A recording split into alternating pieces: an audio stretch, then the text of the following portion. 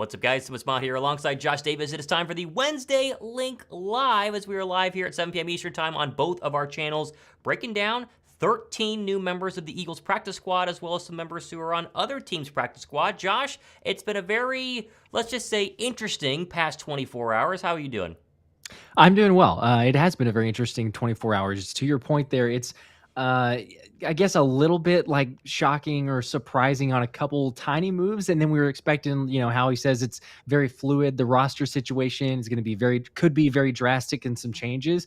And then we didn't get a whole lot, I mean, and that's how sometimes it works with waivers, right? It's not like he didn't do his due diligence or probably put in some claims, but sometimes that's the way that it goes. But yeah, it's a little bit surprising, to say the least, to go through this. And, we were texting back and forth before and saying like, well, are we going to get a big move? Are we going to get a big trade, something? And not a whole lot to show for it.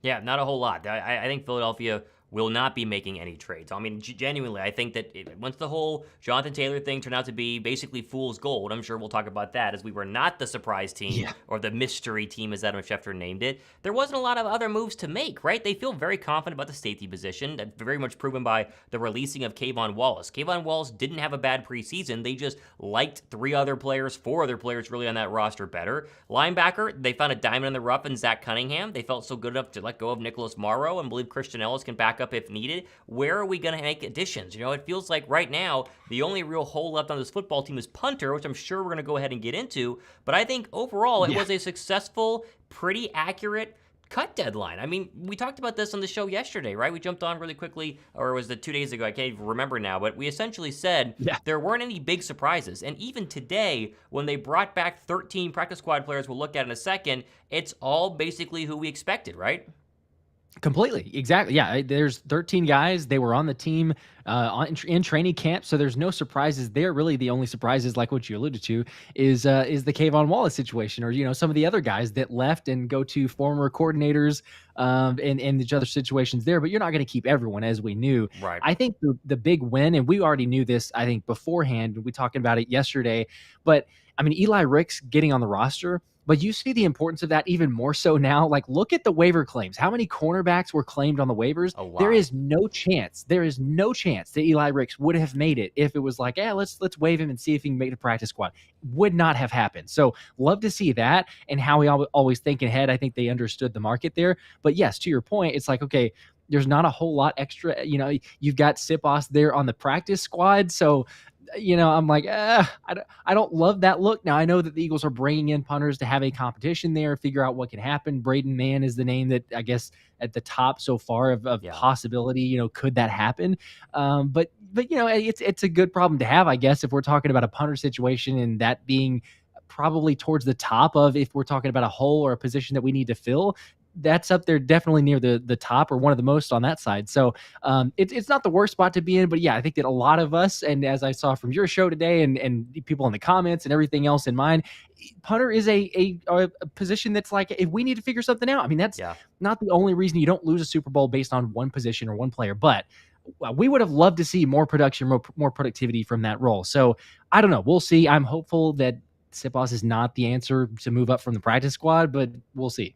Let's welcome in everybody watching the show. Almost 100 people watching right now. Tyler Wallace is clocking in Pensacola. Everyone down in Florida, especially Tampa. What's up, Tyler? Johnson said he'd escape. Make sure you guys are safe and okay down there from the hurricane. Mike Halo is jumping in here as well. B-Walk is in. I saw a couple of other people. Gregory Cole. Jason Rhodes says, keep up the good work. This show is amazing. We appreciate that. Thank you. We, of course, are going to have plenty of fun stuff for you guys planned tonight, including a brand new giveaway we'll get to in just 1 second. Let's first, though, take a look at the official 13 members of the practice squad. This is where we're at as it currently speaks, or as it currently sits, I should say. I think the number is 16, right? So we're a couple of players away. Let's go through who's there. Let's go through who's not there, right? Allen, Covey, Mekhi Gardner. Straight off the bat, we all wanted them to be a part of this, at least roster. And when I say roster, I put air quotes around that as, but basically being on the practice squad roster. They come back with opportunities to be elevated, especially Britton Covey, because he was elevated from the practice squad last year to do a bunch of punt returns. Good to see him back. Julian Good-Jones, Teron Jackson, Kyron Johnson, who did have a good training camp, Tristan McCullum. They do bring back Joseph Ngata, probably the best receiver, at least during the preseason games. Brady Russell, there is Aaron Sipos, and you see at the bottom, Brett Toth, Ben Van Sumeren, and Greg Ward. So all these players in my opinion, are exactly where they are supposed to be. None of these players should have made the active roster. You could make the only argument being Covey if they wanted to keep 5 receivers and have him be an active receiver on game day, but they'll just elevate him each and every week as they basically did this past season. The one omission, where's Trey Sermon and what's going on with him? We have no idea. We have not heard anything from Trey Sermon. He was not claimed off of waivers. He is eligible to go off the free agent market and sign with anybody. My guess is he has some suitors out there, and people are going to try to offer him a little bit more money to come be on their practice squad or maybe even their active roster. That's why I agree with that too. We talked about it yesterday. That was one of the main topics as well, of like, you're probably not going to end up having him, but if he's at free agent spot, there's some runners. It's not to say that he's the only running back out there, the only viable option, but it would be surprising if he doesn't land a deal. But he's eligible too, so we'll see how that turns out. But we've seen some potentials, and we've talked about it even all the way back from last season in the Jaguars game, and saying like, oh, maybe this is his breakout moment. He's going to do something, or they're going to use him a little bit more often. And it didn't really amount to much, and so you wish him well, but again, it wouldn't be too shocking if it's like, well, he ends up going and getting a deal elsewhere, because he's shown some flashes. Granted, there was the fumble in the preseason game. Was that the ultimate decider? Probably not. I mean, it seemed like it was trending towards he was going to be the odd man out anyway, and especially the fact that you're only going to keep 4 running backs. So not a huge shock as far as him getting waived, but to not hear a whole lot so far from that, a little bit surprising. You thought we might have already heard something by now. Some teams are up to 16. They filled their practice squad. Some teams are being a little bit slower, and Philadelphia this year is being slower. I think they're trying to make sure that they navigate the market appropriately and go find any sort of diamond in the roughs. This is where the scouting department, which gets all sorts of love during pre-draft visits to campuses and all the scouting reports around the NFL Combine, these same people are working round the clock. They have a section in the Philadelphia Eagle front office where they are looking at other teams' rosters, other teams' practice squads, who was let go, how did they look, making some phone calls and trying to make some additions. I'm waiting for that first non-Eagle to sign with the practice squad from somebody else's. They didn't do it the first 13. They're all names that we recognize and were at camp this season for Philadelphia, but it will be very, very interesting to see what's going to happen going forward. Brian Smith does say IR for Sermon. He is on the IR, but the question is, will they then elevate him to the practice squad after that, or release him, because he's not having any sort of serious injury based on what we've heard. So maybe it's just a move to go ahead and keep him from being picked up by other players or other teams. That makes some sense. But yes, Sermon is on the IR, but the question will be what happens when he takes off of IR. That'll be a real interesting thing for the Philadelphia Eagles. Let's quickly go ahead and mention we are doing a new giveaway. You thought that we were done giving away multiple jerseys. By the way, I saw Andrea in the comment section. Andrea got her jersey today. I got an email from Andrea. Congrats. Let's go. So it's like awesome. Everyone's gotten their Carter jerseys from the NFL draft, which is absolutely fantastic. And who knows, whenever Mike and I forget the other person who won the Kelly Green jerseys are going to get theirs back. We obviously got Dave King his tickets. We bought 2 tickets to the Chiefs game, Monday Night Football. He got those transferred to him. And now we're time to go ahead and do our next giveaway, which is a DeAndre Swift signed mini helmet. Just drop a super chat, subscribe to both channels, and you will Agent be Zero. entered There in. you go. This is pretty cool. And hey, listen, Agent Zero proved that he is going to be the guy when the Eagles did not make a big run at Jonathan Taylor. And Josh, I think we're giving this one away during the first actual regular season game, so week 1, which is 11 days away, if I'm right. That is, phenomenal. I don't know what's better. I mean, probably the fact that the game is 11 days away, but I'm super pumped about giving away the helmet because that's so awesome with Agent Zero getting a signed mini helmet, but it doesn't even feel real. Like it's 11 days. I mean, it can't get here fast enough, and it's felt like it's been so far away, but all of a sudden we're like, man, less than 2 weeks at this point. It is I'm stoked for that game. So yes, to your point, we're gonna have a giveaway. It's exciting. We wanted to do something fun for the first game. We're gonna have lots of giveaways, obviously, as we've continued to do. But why not? Let's start with an autographed helmet. That's great. Never done an autographed helmet. Although actually, I did one on my channel. Some subscribers who were season ticket holders got a Boston Scott signed mini helmet. I gave that one away. So second mini helmet I've done, but still, Agent Zero, talking about, someone who could be pretty cool this year and very fun. Any super chat gets you an entry into that.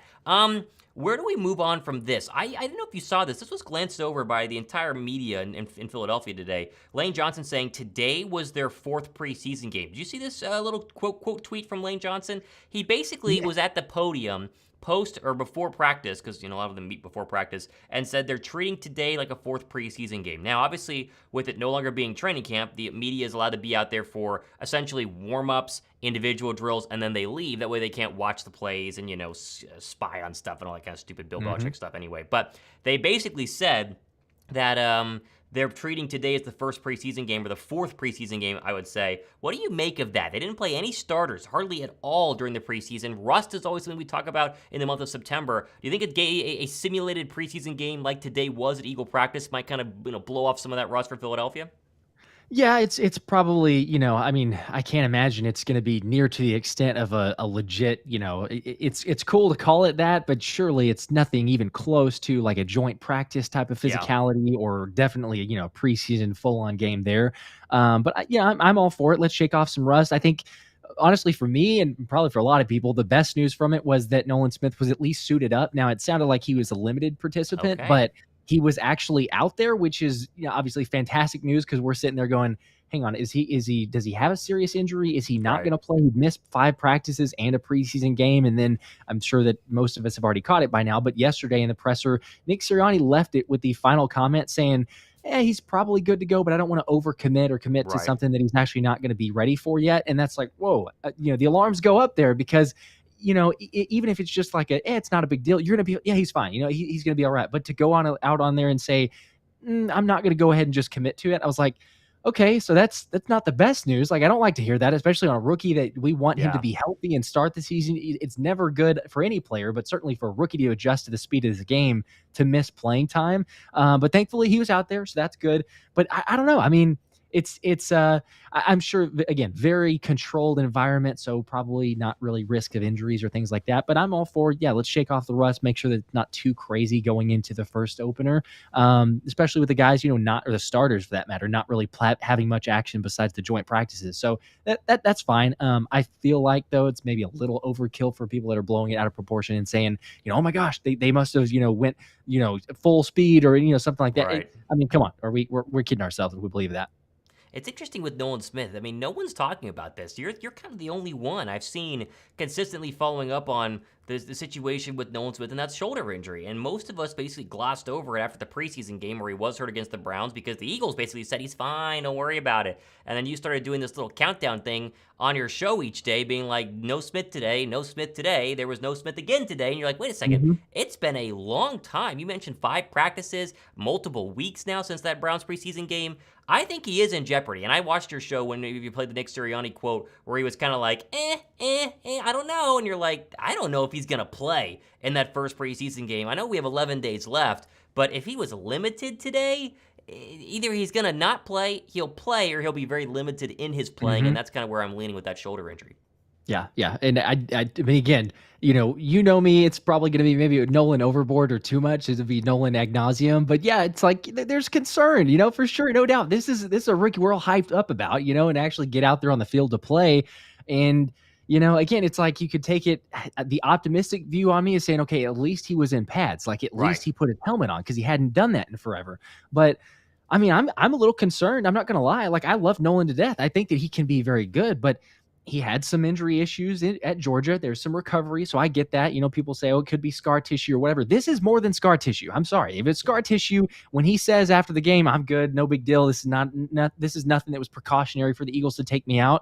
Well, it wasn't precautionary for them to hold you out for 5 practices, to miss another preseason game, and to not even suit up and go through drills for those 5 practices. So, yeah, I'm with you too. I'm hopeful that it's not anything, like a, I don't know, separated shoulder, or just something that's like, this is going to be lingering for a long time to start out his NFL career. But not a great look. Again, hopefully he's going to be better. He did get out on the field, but you've got that and Hassan Reddick, who's going to be fine. He's going to play, but he's already got the thumb injury with the surgery, and he's gonna tape it up or have the cast on it or whatnot. So he's gonna have to play a little different style than what he would be used to. So, not major alarms. Let's not say, everything's crazy, you're going to be terrible, but it is something to monitor now, because if you not lose, but you don't have 2 edge rushers at 100%, it's something to at least keep an eye out. Let's go ahead and get our first entry into the signed mini helmet for DeAndre Swift. Tyler Wallace, he won our very first ever giveaway, which was the jersey giveaway during, of course, the NFL draft. And Tyler, bam, 10 entries, said, I got the first Super Chat LFG. There you go. There you 10 go. entries. Hey, if no one else enters, then you're basically guaranteed to win a signed mini helmet with only $10. So not bad looking right there for Tyler Wallace. Down. Obviously, make sure you guys are subscribed. Also hit the like button on this show. Over 200 people watching right now. More likes means more people can find it. And we will be drawing that winner, as we always do, being a random spinner that Josh is in charge of, and that will be during the first the first regular season game. Gotta get used to saying that. We will be live for every single Eagles game right here on both of our channels. Full play-by-play, full breakdowns, full live reaction, pregame, postgame. It's going to be a bunch of fun. If you've not gotten or watched us during the preseason game, buckle up for that. Join us. It's going to be an absolute blast. Okay, a couple of questions here. A lot of people also saying it was a little strange. Drew Johnson says, I thought that the Nolan Smith injury was strange. It is. It's weird. Like, if Fletcher Cox had this injury and they held him out for 5 practices, you could easily chalk it up as, hey, a little bit older, a little slower to heal. They just don't want to put too much wear on the tires. He'll be fine. He's a veteran. Move on. We wouldn't even talk about it, right? But it's Nolan Smith. And Nolan Smith is not the number 1 overall pick in the draft. He's the 30th pick. And he obviously needs to learn as quickly as possible to get on the football field as soon as possible. And the fact that he's not being out there learning in practices for over a week and a half does kind of draw some concerns. I'm sure it's worse than people are realizing or is admitting inside the Eagles organization. The question is it, soreness level? Is it pain tolerance? Or is it something a lot more serious that'll take a little bit longer? We really just don't know. And Nick was not keen when asked yesterday, to give any sort of hint on what's going on. Right. Yeah. Very non-committal. And to your point, alluding to what Drew Johnson was saying there. Yeah. The Nolan's answer of the sometimes it works and sometimes it doesn't. I mean, that's not what I want to hear from you. Like I'm sorry if it's something that's an injury issue. It's like it needs to just be 100%. It's not like sometimes it works, sometimes it doesn't. There now. On one side you could look at it and say, well, if it's a lingering issue or a lingering injury, then hopefully this is something that Philly already looked at and did their due diligence on. Of like, okay, this is something that he might have to come up or, have to go through from time to time of like monitor this thing.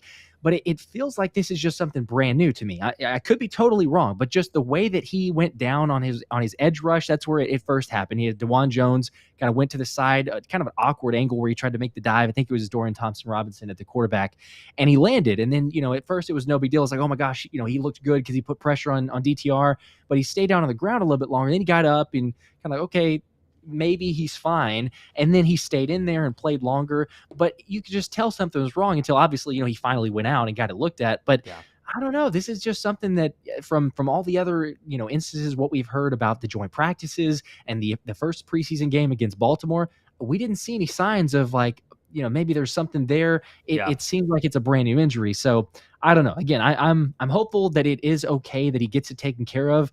But, I could just think of other situations where you just hate to see a rookie start out his career kind of on rocky, unsettling ground and thinking, okay, is he even going to start? Is he going to have to take a couple weeks before he even gets into the lineup and playing? I don't know. So hopefully it's not too big of a deal, though. Legendary Donut 4, he got 2 entries into our mini helmet signed by DeAndre Swift giveaway. Who has a better year, Smith or Brown? I'm glad he asked this because we obviously, I wanted to cue this up with you. Have you seen, I'm sure you have, this, I forget who it was in the press conference, asking A.J. Brown about the drama between having A.J. Brown and Devontae Smith, and that one player might get more catches and more touches, and are they, secretly battling internally? This was the dumbest thing I have ever seen from a Philadelphia sports media member, and that's what Philadelphia sports media members are known for, is asking dumb questions. The fact that they would even try to imply that there's some sort of bitter rivalry between Smith and Brown that is not anything more than 2 buddies trying to, be better than each other in, a fun sort of way is ridiculous. A.J. Brown and Devontae Smith are BFFs. They truly are. I mean, we're truly talking about Batman Robin, Batman Skinny Batman, whatever you want to say. There is no drama between the two. Now, with that being said, you want to answer the question, I think Devontae Smith does. And I think Devontae Smith does because A.J. Brown exists. And teams saw this past season, when you don't double A.J. Brown, he is going to obliterate you. He's going to abuse you across the middle. He's the #1 wide receiver with slant plays. He's incredible over the top. They're going to focus so hard on him that Devontae Smith, in year 3 now in the National Football League, the same amount of time it took him to become a Heisman Trophy type receiver at Alabama, he's really due for a breakout this season. If I had to pick, I would Yeah. 100% go ahead and give you Devontae Smith. But when I'm saying Devontae Smith over A.J. Brown, it's Devontae Smith here, and A.J. Brown is like right below. It's like a hair length. 'Cause they're both fantastic. The fact that this was even a thing was ridiculous. Yeah, yeah, it really was, and honestly, what it made me think of, I don't know why, but it made me think of our picture at the NFC Championship game, because for those that don't know, you had the Devontae Smith jersey on, I had the A.J. Brown jersey on, so, it's already people like, oh, you gotta pick favorites or whatever. Why? Why in the world? This is like what you pick your favorite child or something. I mean, that's what the level of this is. These are two awesome players, and to your point, they're BFFs, they play Warzone together. And I love that AJ just shut it down. Like, he was like, "Are you kidding me?" And I don't know who said it. I didn't check through Twitter to see which reporter, which media member said it. But it's like, are we really just trying to start a narrative here? It's like we're lacking something to write about. Maybe let's cause some more drama. People are saying that, because as soon as it does, then on Twitter, I mean, I saw tons of fans saying, "Wait, what? Who's saying this? Please tell me. Where are you hearing this from? What fans are actually saying this from?" Just stir the controversy. Now, okay, sure. Are some conversations coming up about fantasy? Yeah, but that doesn't say that we're like, oh, he's my favorite and he's not. Like, if we had to pick, we want to get rid of AJ or we want to get rid of Devontae. If we had to pick, no one's saying that. We're going to have both of those guys, and we love them just for equally. And like what you alluded to, you pick your poison. Like, if you have one cornerback, not a whole lot of teams have two guys that can lock those guys down or even come close to being able to match up. And so you may have one cornerback possibly. Cool. Tell me who you want to try to eliminate. And then the other guy is going to have a monster day. So I agree with you. I think if I had to pick, Devontae's probably in my mind going to have a better year, but I'm not. That doesn't mean I'm saying, oh, Devontae, I love him so much more than A.J. Brown. So it's just ludicrous. I mean, people, again, you make narratives all the time. It gets crazy. But I thought it was totally uncalled for. But I love that A.J. shut it down. B-Walk Super Chat here. He says, Breadman Unleashed 9 out of 10. You were rocking the Breadman shirt. Was that from Jalen Carter's own website? I believe it was. Yeah. You picked that one up. There you go. 9 out of 10. He's going to be incredible. I think that the league is going to be introduced to Jalen Carter in a big way week 1. Now, he's going to make some sort of play that makes you suddenly go, oh boy. And just imagine being an NFL team that usually has to come into Philadelphia and prep for a very good defensive line. You got to play with Hargrave and Cox. You got to have BG coming out of the side and Josh Sweat. Now, Reddick obviously is in there as well. If you mix in another player who a lot of us are thinking, I mean, might be as good or if not better than a $20 million a year man, Javon Hargrave. We'll see. It's early, but Breadman is going to be eating. It's going to be a lot of fun, and that shirt you had was pretty cool.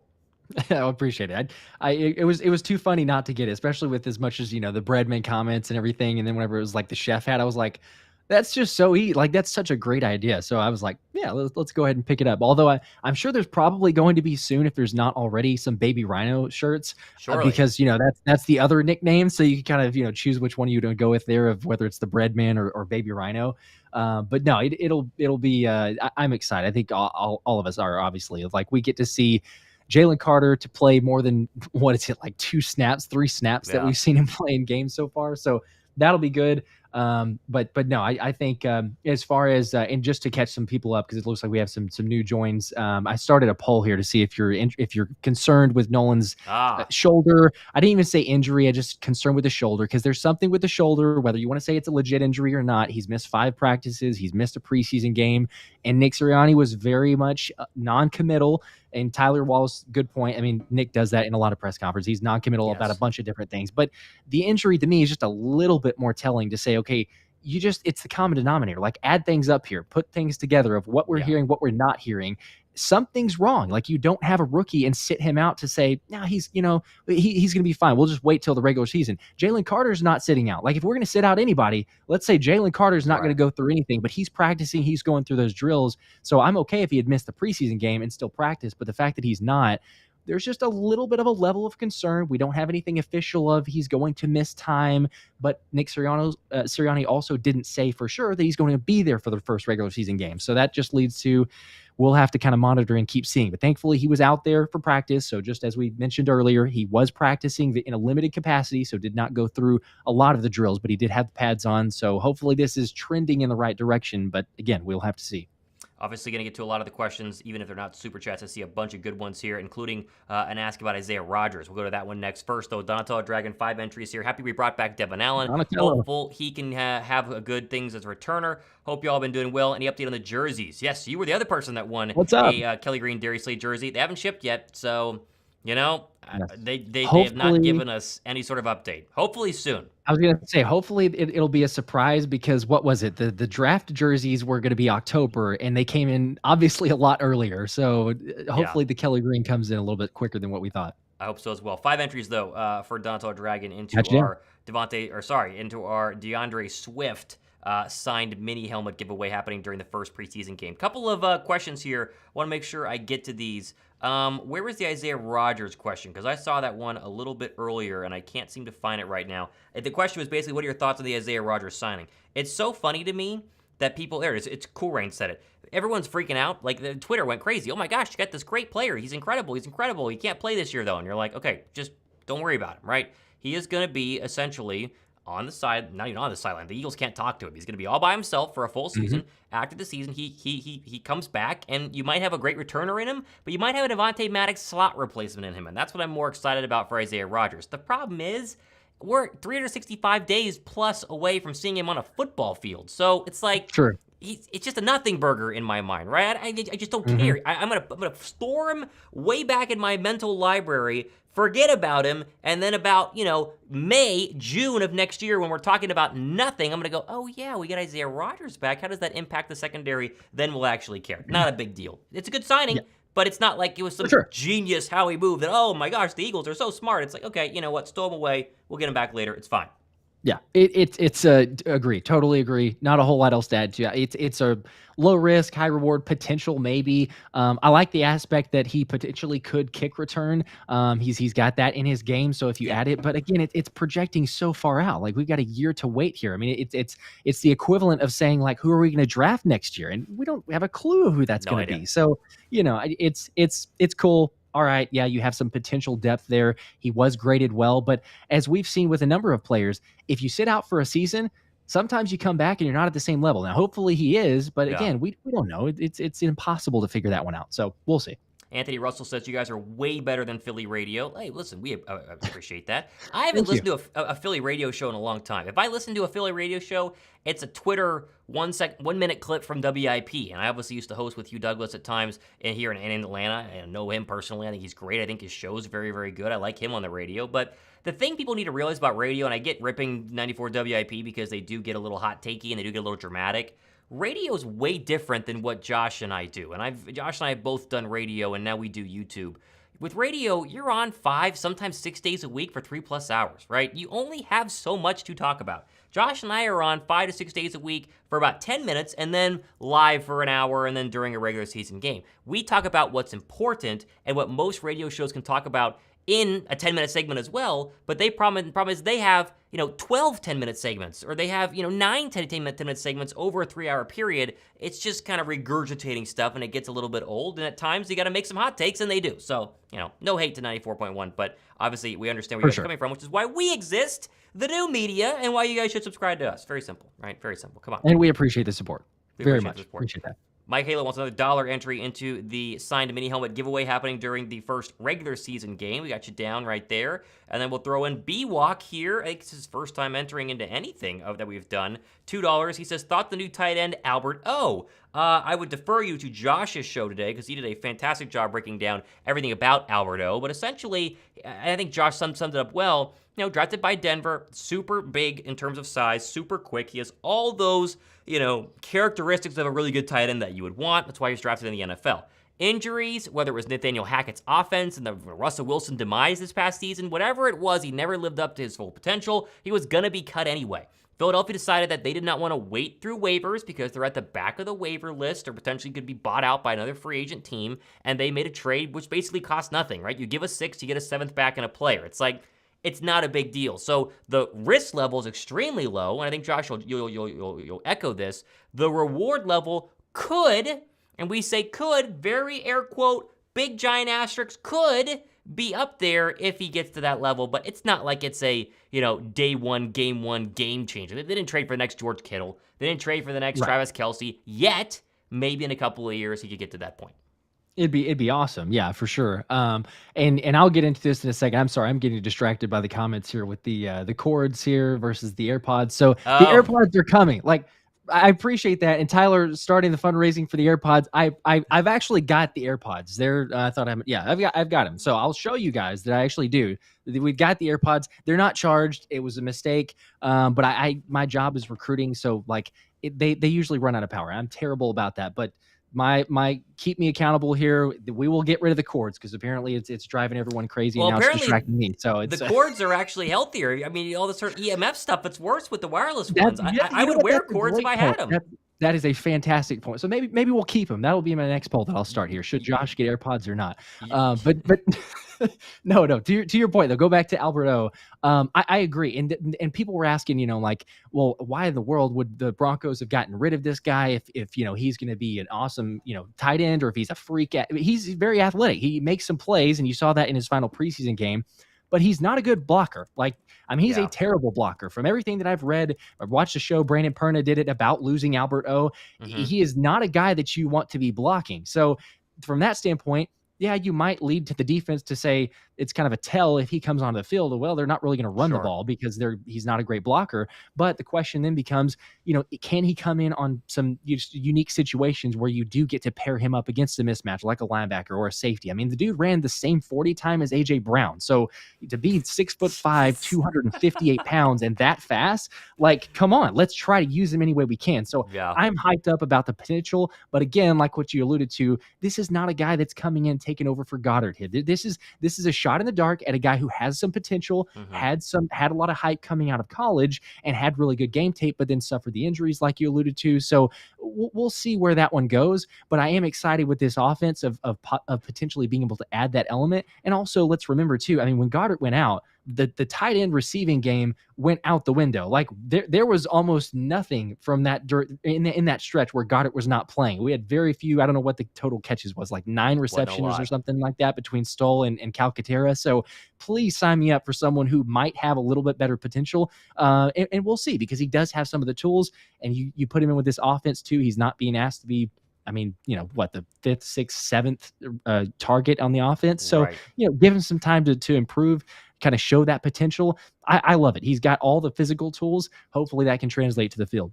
Tyler Walsh is, of course, starting the fundraising for Josh's AirPods with 5 more entries into our DeAndre Swift signed mini helmet giveaway. Like you said, he already has them. He just is on the phone all day long, and so a little bit more difficult to do that. But we do have you down. I know Josh's numbers these past couple of weeks, I think, is also paying for his AirPods. I think he's okay in that standpoint. And he already has them. We're so good. we already got I appreciate that. You guys are looking out. There you go, Tyler. We greatly appreciate that. Let's go to a couple of questions. Andy Russell said I should have corrected that radio comment by saying I look forward to hearing what you guys have to say about the birds more than the radio. Okay, there you go. Yeah, that's great. Jane Baker says, happy engagement life as well. Thomas and Paige, congrats on both. Def needs some live footage of the big day. But Shane, we appreciate that. Yes, I have a fiance. For those of you who didn't know, I went ahead and dropped the question in Italy. Josh knew it was going to happen all along. He was helping me kind of pretend like it wasn't going to happen. Wedding planning has begun. She is diving headfirst into that because I told her I planned the engagement. You have fun planning the wedding. It will be in Texas. Obviously, Josh will be there, and it will be sometime during the spring. So those are all the only things that we know for sure right now. So, and my girlfriend just texted saying that Shane Baker, always so nice asking about me. So, Shane, brownie points there. We appreciate that.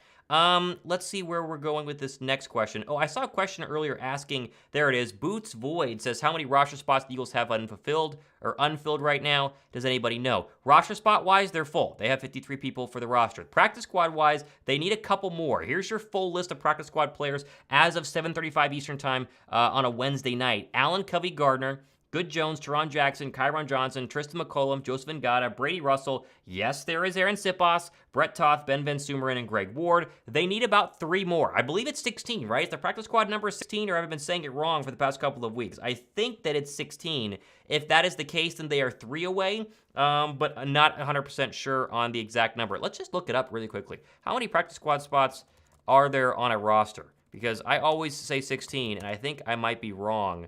On a team. I'm going to pull it up right now. The answer is, well, it didn't tell me. It didn't tell me how many practice squad players are on a team. Google's not telling me. 16, I'm correct. There we go. All right, so we are 3 away, officially. For those of you guys wondering, we are 3 away with the guys being right here, are good to go. Hugo Hernandez says, "Did you say your girlfriend just texted you?" Oh, I was gonna is your say. fiance now, bro? Good catch. Good Yep. catch. Yes, fiance now. I don't have a Hey, girlfriend anymore. Ex-girlfriend. She's a fiance now. How about that? How about that? there you go. Yep, that's much better. Better title there. You got to keep that one. So, no, it's congrats again. That was so exciting again. I kind of knew that it was happening, but Sandy did as well, and she was like, "Hey, have you gotten an update? Have you gotten an update?" For anyone who hasn't seen, I mean, come on, they're on your Instagram, right? Do you share it on the And on Instagram? Twitter Those are too. the I think best so. pictures on Twitter too. Yeah, I mean, come on, like it doesn't really get better. You set the bar pretty high. I mean, for anybody who's saying like there's engagement photos, like that was top notch. So kudos to you for that. I appreciate that. Yeah, I almost wish I could throw it up on the screen right now, although I think I can. There you go. That's us right there at Lake Hey, Como. There you go. Yep, those are currently in the process of being blown up and put in frames in our house now. So that's gonna be a bunch of fun. But yeah, that's what it looked like. So appreciate that. My mom says she finally gets to meet Josh. She's very excited to meet you at the wedding. yes, She listens to every single show, so she'll be very excited for that as well. So can't wait for that. awesome. That would be very fun. Let's talk about Punter. You know, we need to. I couldn't believe when I was thinking about my show today and looking at Twitter how fired up Eagle fans are for a punter and Matt Ariza, if you want to say his last name, the punter who nobody wants apparently, the punt god who was fantastic with the Buffalo Bills, has all these off the field allegations. He goes to court, prosecutors drop everything, he's acquitted, whatever you want to say, all allegedly. But essentially, we're in a situation where nobody wants him. And Derek Gunn said on the show very adamantly yesterday and the day before, he was told they're not bringing in Matt Ariza. And so you sit back and you go, why? The simple answer is just because he was acquitted or whatever the case may be, it does not necessarily mean NFL teams don't know something else. There's some sort of optic situation that Eagles and other teams are not comfortable with. And whether that's the fact that there are some, details of the case that you can read for yourself that seem a little bit iffy here and there, or at least would be a bad look, it doesn't seem to be worth it for any team right now to sign him because he's a punter. If Matt Ariza was a quarterback and a good one, do you think he'd be a free agent right now? No. This is not a knock on punters. Punters are people too, and Philadelphia desperately needs one, as you see in the comment section of our videos and obviously on Twitter as well. But to go make a risky, let's call it what it is, move for a punter doesn't seem worth it enough on the risk-reward PR scale right now for the front office of the Eagles. Would I bring him in for a tryout? Sure, I think we all would. But are there other options out there? We talked about Brendan Mann being a potential player, being cut by the Pittsburgh Steelers. Yes, and I think everyone needs to calm down a little bit on the punter situation because, sure, Siposs had a bad punt that resulted in a Kadarius Toney return, but you're telling me that that's why the Eagles lost the Super Bowl or that's why the Eagles won't make it back to a Super Bowl? Is a little far-fetched because they made it there with Aaron Siposs, and Brett Kern, who Josh and I saw punt in person at the NFC title game and had one of the worst punts of our lives. That hit the wire because of how bad it was. Terrible. That was, yeah. I agree. I'm with you totally because, again, the whole PR side, I get it. To your point, the QB versus the punter, that's just the way that the NFL works. I think everybody realizes that. But it wouldn't hurt it to me. And again, this is kind of the fine line of the PR situation. We've experienced that and been a part of covering news and with Baylor and a lot of other things that happen with teams doing things or not because of certain situations. But to bring him in for at least a tryout, I wouldn't hate it. Like at least just kind of show that you're doing the due diligence. But if they're staying clear from the other situation, then all right, fine. But let's get some other punters in, which apparently they are. But you still want to again, Howie said this about every single position, and he said it in his press conference. He's like, we're always fine-tuning. We're always looking how we can upskill.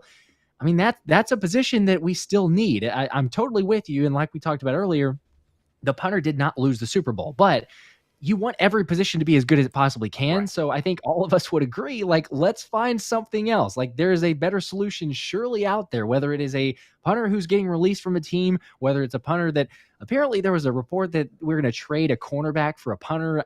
I don't know how legit that was because who in the world trades I don't know who out of the guys that we have that we're going to trade for a punter anyway, but who really does that? There are crazy teams that draft punters and kickers. So, they could have been possible for some other team. I don't think for Howie and the Eagles though. But yeah, I think we have to find something other than Siposs, but is it going to be a Matt Ariza? Is it going to be to that level of a punter?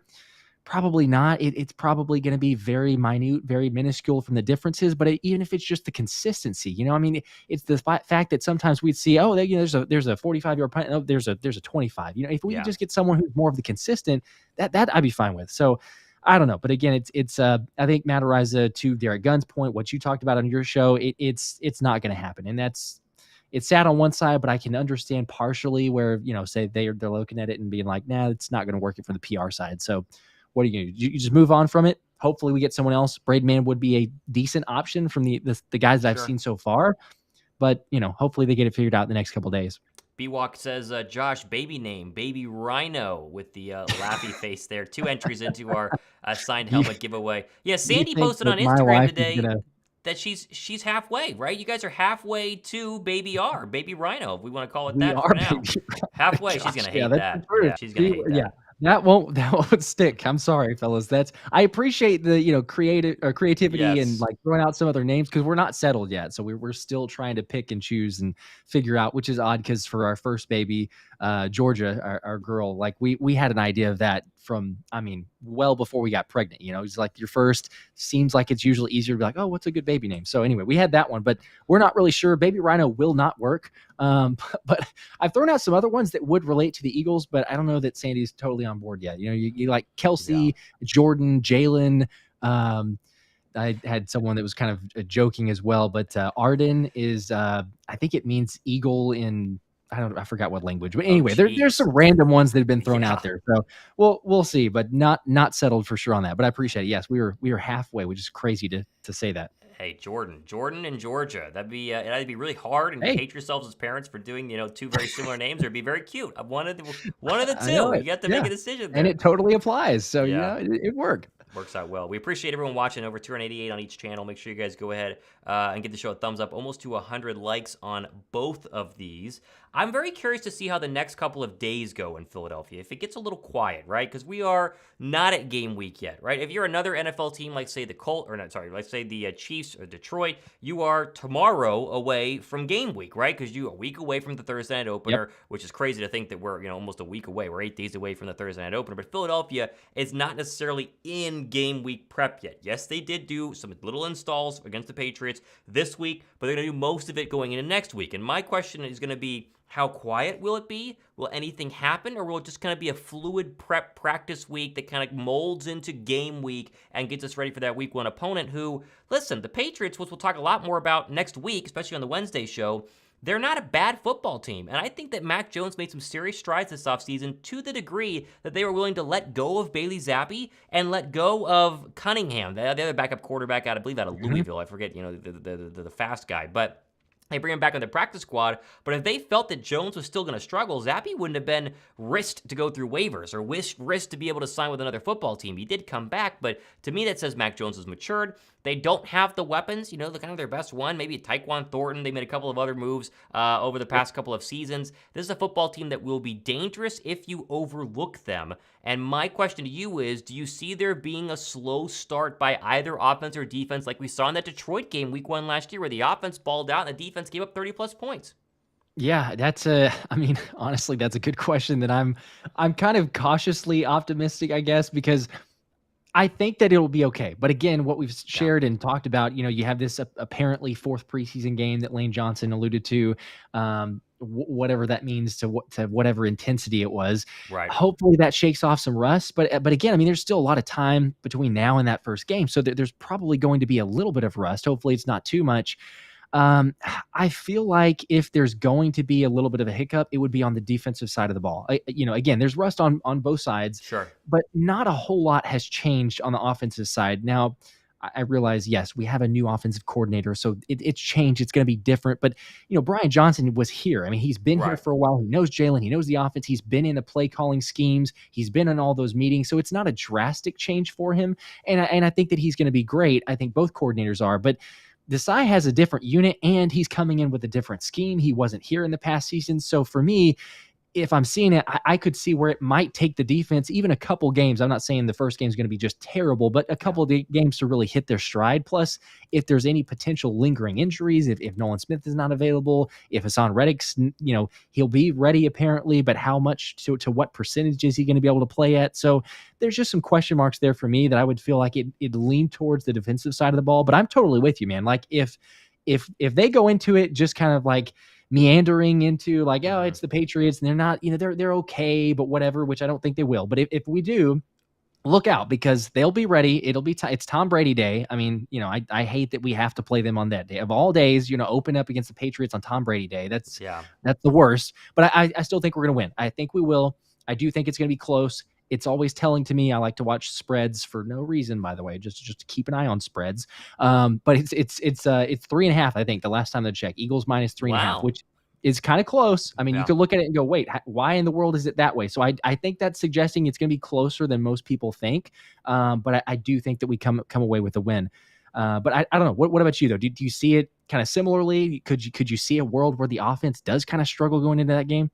Yeah, I definitely could. I mean, they didn't play at all in the preseason. Now, people Yeah. can tell me that joint practices mean something, but until you go to a joint practice where there truly is 100% live hitting, I'm not going to buy into it, right? I would have played the Eagles starters in one of the preseason games, not for long, but I liked seeing Aaron Rodgers get out there and throw a touchdown pass to Garrett Wilson for the Jets. I think that's something that if you are either with a new system like the Eagles are, at least a new offensive coordinator, as you mentioned, a couple of new faces like Jurgens on the right side, DeAndre Swift behind, even though he did play a little bit, I would have liked to see the rush be shed a little bit. Jalen Hurts has never not played in the preseason in his, very short, but still, getting to be extensive football career. And so Mhm. I think there could be some drives where you go, okay, timing's a little off. The big fear for me is that I want no chance of losing this game. And I'm going to get to the super chat in a second here, Yeah. but we've talked about the schedule. You have got to start very, very fast, or you are going to be in trouble. And fast is these first 6 games. You've got to jump on the easy wins like the Patriots should be. Minnesota should be a winnable football game. You've had their number the past couple of years.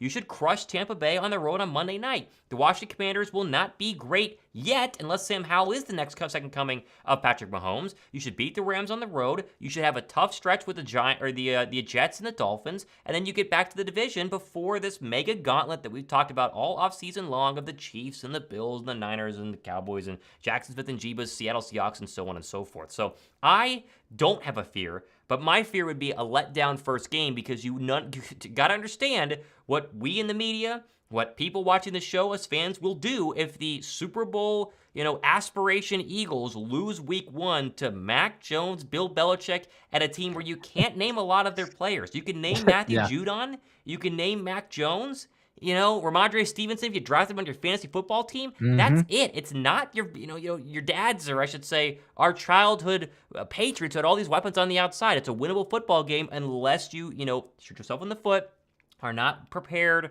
or have a little bit of rust. And so I have concerns, but I think we'll talk more about them probably next week.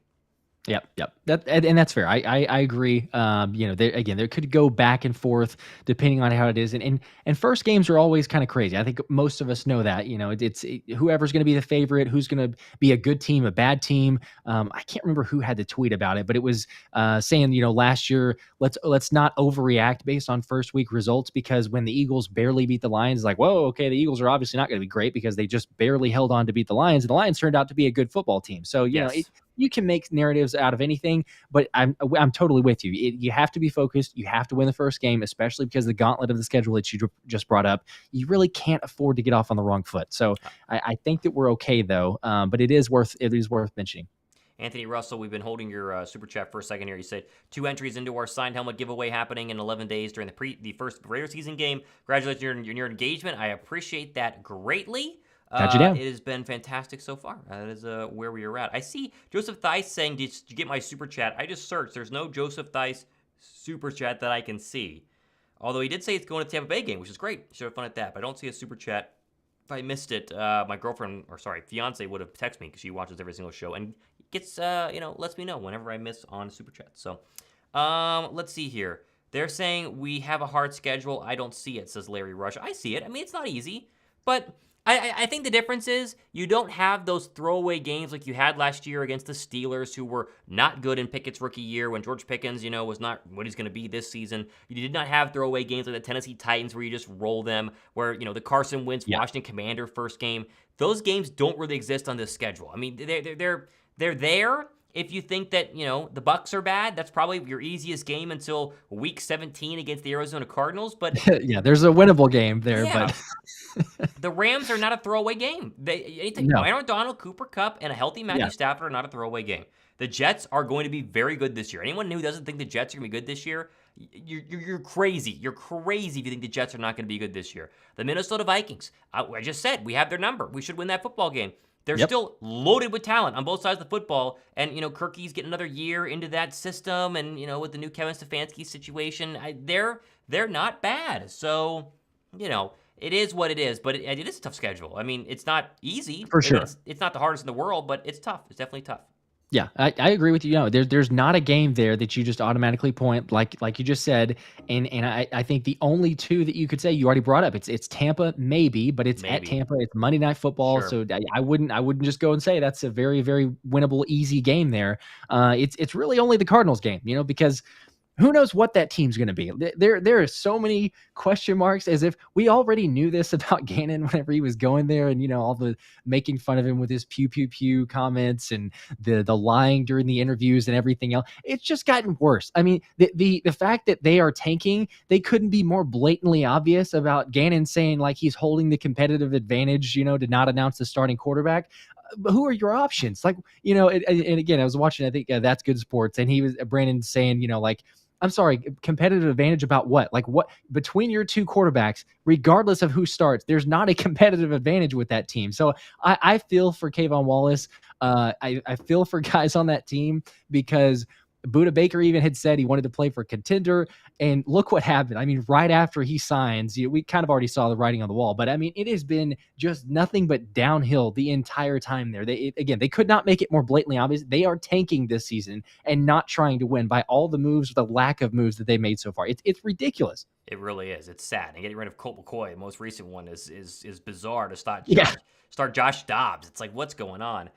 Joseph Dice says, Fly Goes Fly, can't wait for the Tampa Bay game. 5 entries. He says that his first super chat was $2. I didn't see it, but we'll throw it in there. Give him 7 total entries into the helmet signed by DeAndre Swift giveaway. Make sure we have that good to go. And then we just had a 100 bomb. I don't know if you saw this. B-Walk just dropped a $100 super chat saying, no way Philly's up. Yeah, I was making sure it wasn't, in a different currency, but no, it's $100. No way Philly loses. Let's go. Offense loses to Patriot defense, 31-17 in my opinion. B-Walk, even if you said something wrong, I wouldn't disagree with you after that super chat, but you did say it right. 31-17. It sounds about right. That sounds like the score, okay? Now, you are wildly leading in the helmet giveaway, so best of luck. Yeah. I kind of hope you win now. Just barely. Yeah, just a little bit ahead, but people have time with this live show next Wednesday, and then obviously during the actual season first game as well, we'll have people enter as well. But B-Walk, man, you are crushing it. One of the biggest ones we've ever had. We appreciate that greatly. Got you down. Awesome. Huge. Let's see here. Another one is here. Slash and Santa said, we got asked during our podcast last night, we think we can sleep on the Patriots. Sure. I mean, I think we could, but it's also hard to sleep on a team that you've had, 9 months to prepare for, right? They've known it's the Patriots for not 9 months, but a while since the schedule was launched. I think back in May. I mean, that was a long, long time ago. So you can't sleep on them that much, and obviously with it being Bill Belichick, can't sleep on that at all. Corin says that Hunter pretty much pays for Josh's AirPods. There you go, Josh. You can now afford AirPods. Fantastic. Perfect. Wow.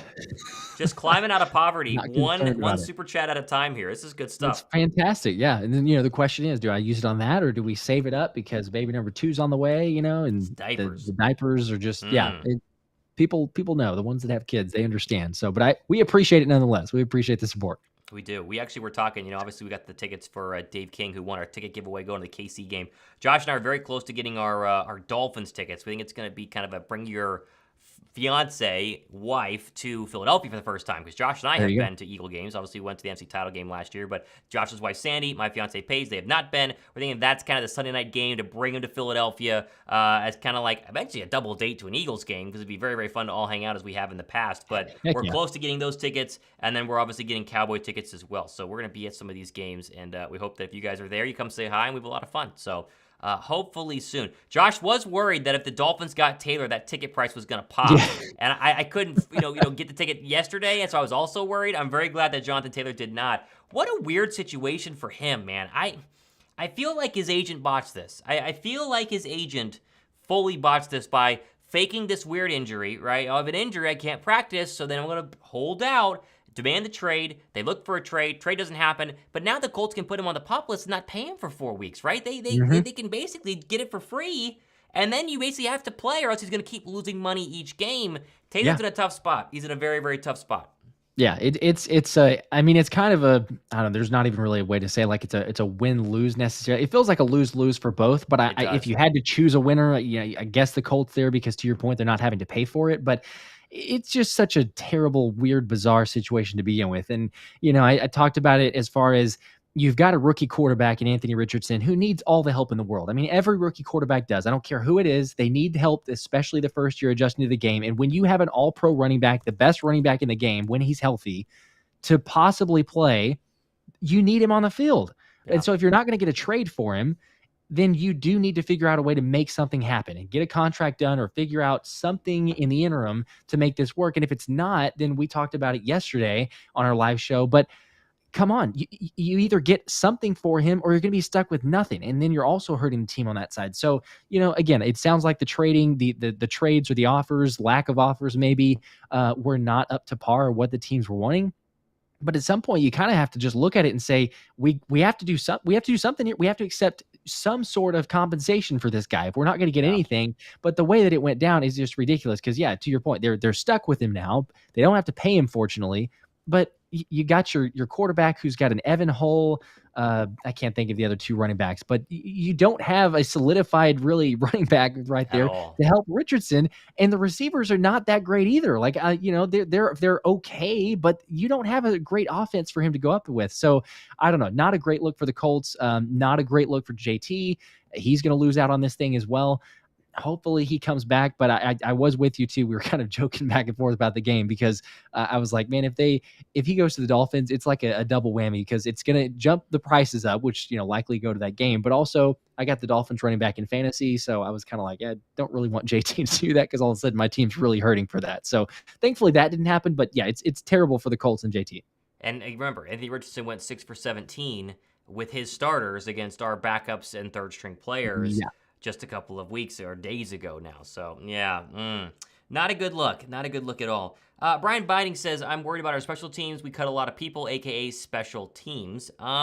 Yeah, to me, special teams is Jake Elliott. Jake Elliott is special teams. Jake Elliott's great. He does, a ton of kicks in the back of the end zone, makes all of his field goals. That's our special teams unit. Now, would I like to be more prolific at kick return and punt return and also punting? Sure. I mean, I 100% would. But is it going to make or break the Eagles? Very, very unlikely, right? I mean, it would take multiple games of having a lead, up by 4, you punt the football, it doesn't go far enough, they get him into good, field position, go down and score, but you still got to stop them, right? Very rarely is a punt going to result in another team scoring because Kadarius Toney didn't even score, right? Philadelphia could have stopped the Chiefs inside the Eagle red zone and made it a lot closer of a game following that kick that everyone seems to blame, Eagles losing on. So I'm worried, but I'm not like freaking out worried, but I do agree with what Joseph Theis just said. The special teams coach will need to go if the special teams continue to struggle this season, and I think that would be the case. Yeah, definitely.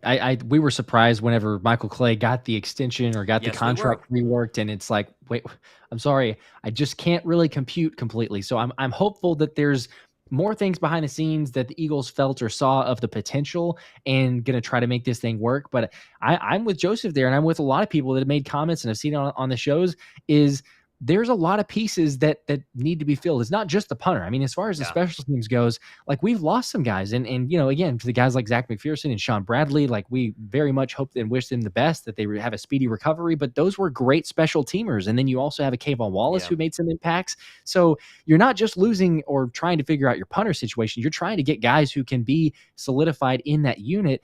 And you got a lot of red flags. You got a lot of question marks on top of Michael Clay and being able to make the impact. So for sure, we've talked about it on multiple shows. If you have any red flags or question marks in terms of kind of the 3 phases of the game, I mean, special teams, that is the one area besides Jake Elliott, like you talked about there. I mean, that's the only constant that we have. We know Jake Elliott is money from 59 yards, and even further than that probably. Yeah. But in the preseason game, I mean, he shows, and we know what he is. But other than that, yeah, there's a lot that remains to be seen for the special teams unit, and a lot of pressure too, I think, on Michael Clay for him getting the job done.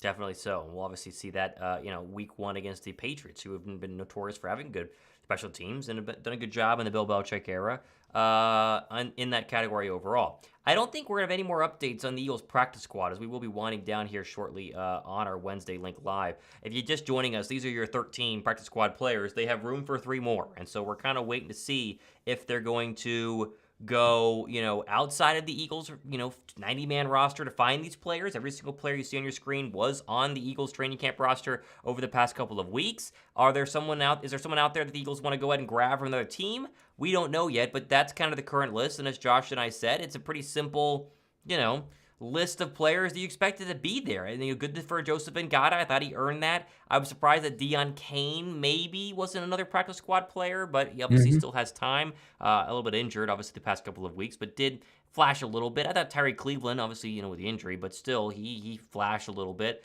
Good news for Tanner McKee. He makes the final roster as we expected him to. They will have 3 quarterbacks every single week, essentially, to be able to go ahead and dress, which I think is a smart move, as most teams are going to do from here on out. And the Eagles have had a pretty good overall offseason. I think if we sum up today's show by looking back at where we were doing this Wednesday Linc, starting off after the draft or even before the draft, right? The Eagles had a fantastic offseason. The only area where you can really kind of question what the Eagles were doing is still linebacker, just because we haven't seen Zach Cunningham in an actual regular season game. You kind of wish that they would have maybe made a move for a more established linebacker. But other than that, you can go back to losing Javon Hargrave and everyone freaking out, and the whole, will Slay come back or will he not come back? Should you keep James Bradbury or not? What are you going to do at safety without C.J. Gardner-Johnson? They have filled every single one of these holes, done a fantastic job doing so. They re-signed Jalen Hurts to a mega contract without costing them a lot of money. They made moves in free agency. They had the draft of a lifetime. They had a very solid preseason where, knock on wood, people were mostly healthy. Everyone looks like they're playing very well, and the Eagles are going to enter 11 days from now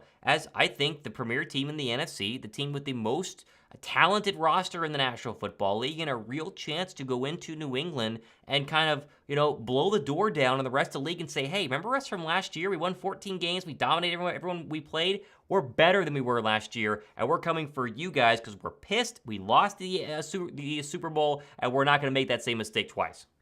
Yep. Yeah, I agree. I mean, again, from what we've seen with this team, the expectations that we have going into it's been a great offseason. Again, there's lots of questions that you have, or offseason leading into training camp and going all the way up to past the preseason, but there's still questions, and every single team has them. But I think that the holes that we thought were going to be, major ones, not so much. But to your point, there are a couple of those, and linebacker is one of them.